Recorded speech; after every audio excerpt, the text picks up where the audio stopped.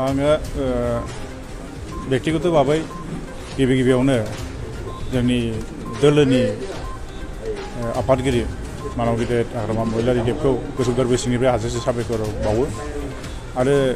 बे समाव फैगौ जोंनि 28 नम्बर गसाइगावनि जे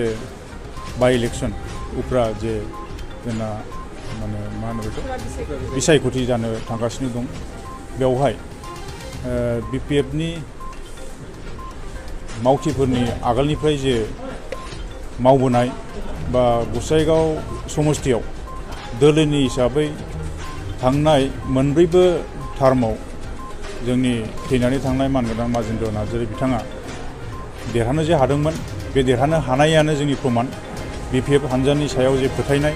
बे फोथायनायखौ जों बुंनाय नङा मोजां मोननाय बा बहाय गोबां गुबुन जाति जनगोष्ठी बा बिजातिफोरनि जे थाफुंथाय दं बे गासैबो जाति जनगोष्ठीनि गेजेराव जोंहा जे मोनसे मोजां सोमोन्दो लानानै मावफुंबोनाय माने जे माने रायजोनि सायावहाय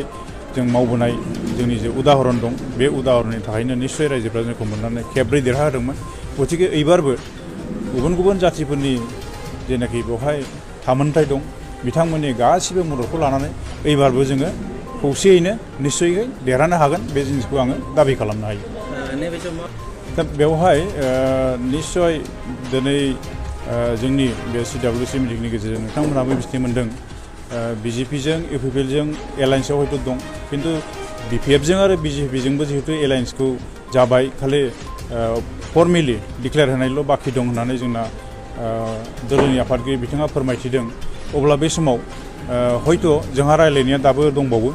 आन्दोआव हयथ' माखासे बाथ्राफोर दं निश्चय नैबे साननैसोनि गेजेराव बे बिथिङाव जों क्लियार जागोन अदेबानि जिहेतु थांनाय समफ्रावबो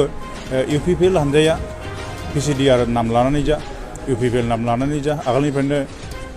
बिसायख'थियाव बाहागो लादोंब्लाबो देरहाबोनो हाबोफेराखै जों देरहाबाय थादों एबारबो माबा खारनाव जुदि राजनितियाव जिहेतु गासिबो जिनिसा सम्भब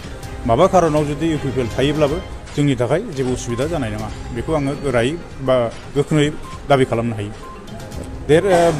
बराव देरहानाया बहाय दिनैनि तारिखाव थांनाय 2021नि जे जोंनि जेनेरेल इलेक्शन दंमोन बहाय 1,87,000 भटारफोरनि गेजेराव जों 70,000 मोनदों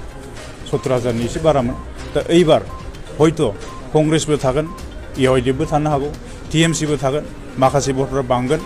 माखासे भटफ्रा गुगालांगोन बेनि गेजेराव दिनैनि तारिखावबो जिहेतु बेवहाय माखासे प्लास माइनास दं जों माखासे भटफोरखौ मोनाखैमोन आगोलाव बे भटआ जोंनाव फैफिनगोन जेरैहाय BJP आरो UPPलजों लोब्बा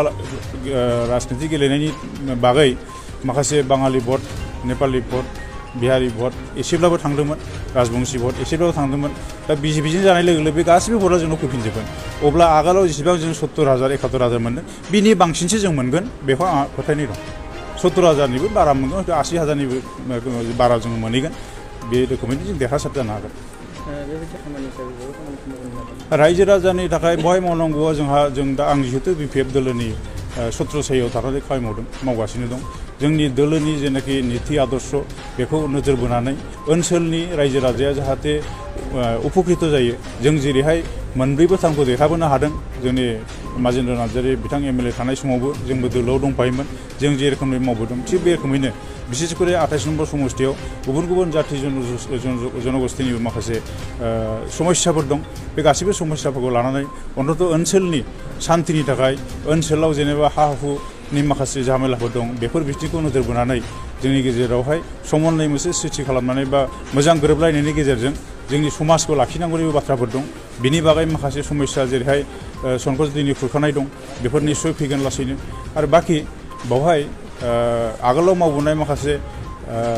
अभिगतानि गेजेरजों बे खामानिखौबो आंनि मावनांगौनि बेलायाव थागोन बेवहाय जाहाथे करापसन लेस जायो बेवहाय जाहाथे जोंनि गेजेरावहाय माने खामानि मावनायनि जे हुदा बे हुदाखौ जाहाथे दैखांनो हायो गोबां बिथिंफोर दं बेखौथ' आरो बेवहाय दिनैहाय रायलायनानै फोजोबनो हानाय नङा जेब्ला दायित्वखौ मोनगोन अब्ला रायजोनि थाखाय खामानि मावनांगौनि बेलायाव आंनि फारसे जेबो उसुबिदा थानाय नङा बा जेबो दिदाबद फैनाय नङा बे जिनिसखौ आङो फोरमायनो लुबैयो दा बेवहाय जोंनि जेनाखि एलायन्सनि माखासे कन्डिसन बे कन्डिसनफोरनि गेजेराव जोंना दिनैहाय CWC मिटिंनि गेजेरजों जेखौ फोरमायदों बेवहाय निस्सयकै जोंनि गोजौ थाखोनि जाय नेताफोर दं बिथांमोनहा माखासे स्ट्रेटेजिक माबा लादों बेवहाय आं गासिबो बुंनांगौ साना बा आंनि थाखाय बुंनाया बेयो थिग जानाय नङा बेवहाय बे बागै सोंनायनि फिननायखौ निस्सय जोंनि गोजौ थाखोनि नेताफोरनिफ्राय माने बिथांमोनहा लानो हागोन आरो मित्रजोता जिहेतु थायोब्ला नोंथांमोना जे इउपिपिएलआ बेवहाय केन्डिडेट होबाय नोंथांमोना जुदि बिजाथि होआब्ला बेवहाय नोंथांमोना ना बियो नैबे साननैसोनि गेजेराव स्पष्ट जागोन बेवहाय मा रोखोमनि मा दं बे जोंनि हाइकमान्डआ जे रोखोमनि जोंखौ इन्सट्राक्सन होगोन बे हिसाबै दोलोनि मावग्रा हिसाबै जोंबो बानसावनो गोनां जागोन माने जोंनि हाइकमान्डनि सायाव सोनारगोन आरो